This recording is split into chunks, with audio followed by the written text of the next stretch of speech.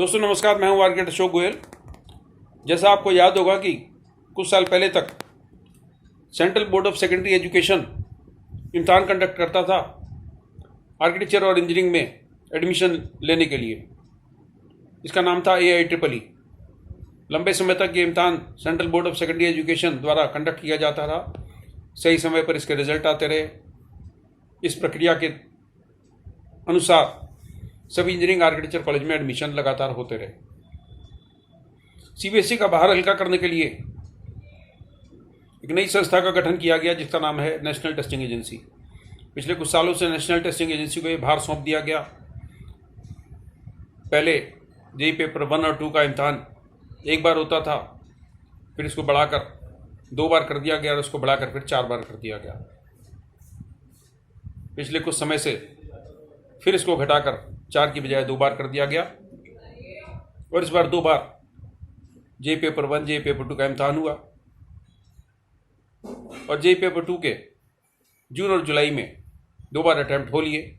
JEE paper 1 के भी हो लिए। JEE पेपर 1 का रिजल्ट आ चुका है, लेकिन JEE पेपर 2 का आर्किटेक्चर और प्लानिंग का रिजल्ट का कोई अता पता नहीं है। बड़ी विचित्र बात है कि बहुत सारे आर्किटेक्चर कॉलेज में JEE के आधार पर जो एडमिशन लेते हैं वहाँ पर काउंसलिंग की प्रक्रिया शुरू हो जाएगी, लेकिन नेशनल टेस्टिंग एजेंसी की ऑफिशियल वेबसाइट पर JEE के इम्तहान के यानी JEE पेपर 2 के इम्तहान के रिजल्ट का कब आएगा इसकी कोई सूचना नहीं है। होता दरअसल ये है कि JEE पेपर 1 की आंसर शीट्स कंप्यूटर पे जांची जाती हैं तो इस बड़ी सरलता से मशीन द्वारा रिजल्ट तैयार होता है और फटाफट से बन जाता है। JEE पेपर 2 में एक कंपोनेंट ड्राइंग का रहता है, 100 नंबर की ड्राइंग और स्केचिंग रहती है, तो उसकी आंसर शीट ऑफलाइन जांची जाती हैं। सभी प्रतिष्ठित आर्किटेक्चर कॉलेज के प्रोफेसर्स को ये जिम्मेदारी सौंपी जाती है।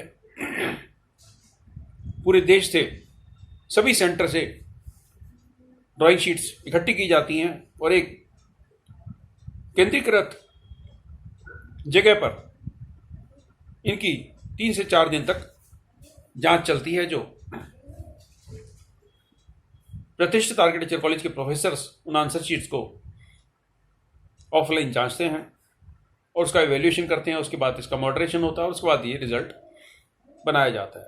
और ये कोई नई बात नहीं है, AIEEE के ज़माने में भी यही था और जब से नाटक नेशनल टेस्टिंग एजेंसी के पास ये काम आया है तब से भी यही प्रक्रिया चल रही है।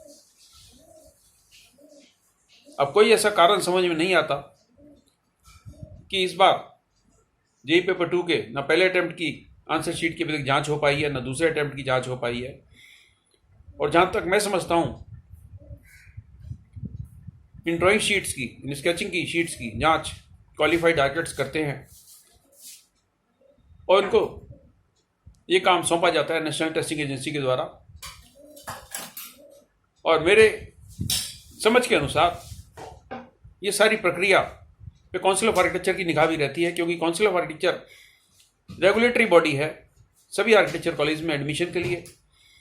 आर्किटेक्चर प्रोफेशन को रेगुलेट करने के लिए भी आर्किटेक्चर एक्ट के तहत काउंसिल ऑफ आर्किटेक्चर का गठन हुआ है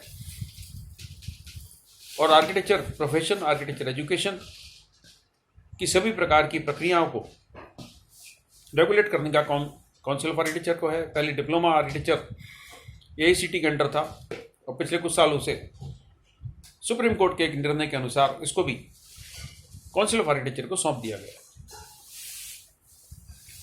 तो मैं समझता हूं कि काउंसिल ऑफ आर्किटेक्चर को भी इस मामले का संज्ञान लेना चाहिए और एजुकेशन मिनिस्ट्री और नेशनल टेस्टिंग एजेंसी को ये सारा मामला देखना चाहिए कि क्यों JEE पेपर 2 का आर्किटेक्चर और प्लानिंग का रिजल्ट आने में इतना विलंब हो रहा है और छात्रों के दिल की धड़कन बढ़ती चली जा रही है। जैसा आप जानते हैं कि सभी एस्पिरेंट सिर्फ एक ही इम्तहान नहीं देते। उन्हें नहीं मालूम कि कहाँ उनका एडमिशन हो पाएगा, उन्हें नहीं मालूम कि आर्किटेक्चर में जा पाएंगे कि इंजीनियरिंग में जा पाएंगे। बहुत से छात्र ऐसे हैं जो दिल्ली विश्वविद्यालय जैसे केंद्रीय विश्वविद्यालयों में भी प्रयास करते हैं कि किसी अच्छे कोर्स में उनका एडमिशन हो जाए, और उसके लिए वो CUET का इम्तहान भी देते हैं। और इस बार 7 अगस्त को नाटा का इम्तहान भी था और 7 अगस्त को CUET का इम्तहान भी था, जो मैं समझता हूँ कि बहुत सारे छात्रों का या तो नाटा छूट गया होगा या CUET का इम्तहान छूट गया होगा। तो इन सारी एजेंसीज़ को आपस में एक तालमेल भी बना कर रखना चाहिए, और नेशनल टेस्टिंग एजेंसी उतना ही काम का बोझ ले जितना इनके बस का हैंडल करना हो। अब सुना जा रहा है कि आगामी कुछ सालों के बाद, या हो सकता है अगले साल से ही, नीट का इम्तहान, JEE का इम्तहान और CUET के इम्तहान को आपस में मर्ज कर दिया जाएगा। यानी मेडिकल एंट्रेंस के लिए, इंजीनियरिंग एंट्रेंस के लिए और केंद्रीकृत विश्वविद्यालयों में एंट्रेंस के लिए सिर्फ एक ही इम्तहान होगा, और जिसका जिम्मा हो सकता है नेशनल टेस्टिंग एजेंसी के पास हो, या UGC इस काम को किसी और संस्थान को सौंपे। ये अच्छी बात है कि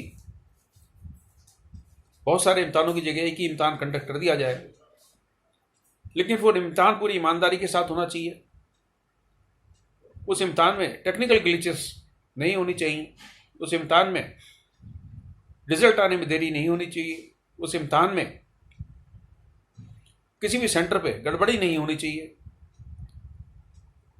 उस इम्तहान की पूरी गोपनीयता बनी रहनी चाहिए। और यह नहीं हो कि इम्तहान से एक दिन पहले कहीं पर्चा लीक हो गया, इम्तहान वाले दिन किसी सेंटर पे कुछ अवैध लोग अंदर घुस आए, या इम्तहान के बाद रिजल्ट सही समय पर नहीं आया। बहुत सारे छात्र हजारों लाखों रुपए इसकी शिक्षा प्राप्त करने में खर्च करते हैं। भले ही सरकार और सरकारी अधिकारी ये कहते रहे कि कोचिंग सेंटर्स पे आप मत जाइए, लेकिन अधिकतर पेरेंट्स